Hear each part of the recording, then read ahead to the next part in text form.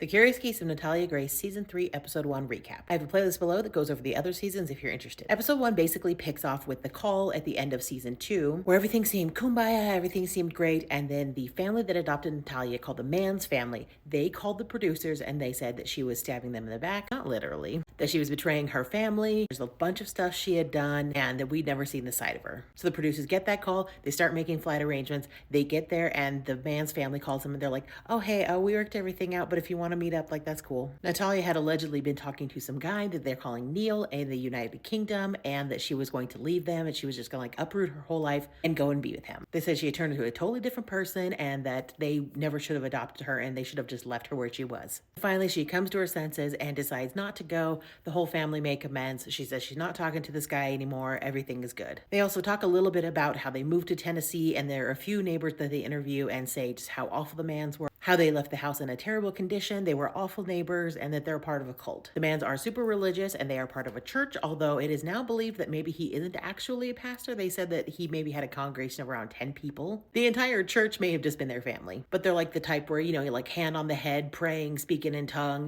like vomiting out the devil kind of thing. When Natalia was 9 years old and she was with her first foster family, we're trying to adopt her to the DePauls, and they are a little couple. And they had a daughter who was also a little person around the same age, so it was a great fit. That family decided not to go through with the adoption to the DePauls, and instead they adopted Natalia to another family, the Barnetts, which are the ones that eventually threw her in an apartment and claimed that this 9-year-old girl was an adult. But the DePauls have never stopped thinking about Natalia and never stopped wondering what would have happened if they adopted her. So allegedly, because she did all these awful things and said all these awful things to the Mann family, they cut off all communication for her, so she cannot reach out to anyone. She has no internet, she can't text anybody, anything like that. But Natalia found a way around it, I guess, or something, because she is now texting Neil, who is texting the DePauls. And it's this super secret app where every time you text, you get a new username, and it's all encrypted and whatever, blah, blah, blah. So the mom, the DePaul mother, she is now getting those messages, and they are going to go down and they are going to rescue Natalia. The episode ends with them flying down to Tennessee. They're getting ready. They're in the church parking lot, and they are just waiting for her to come out.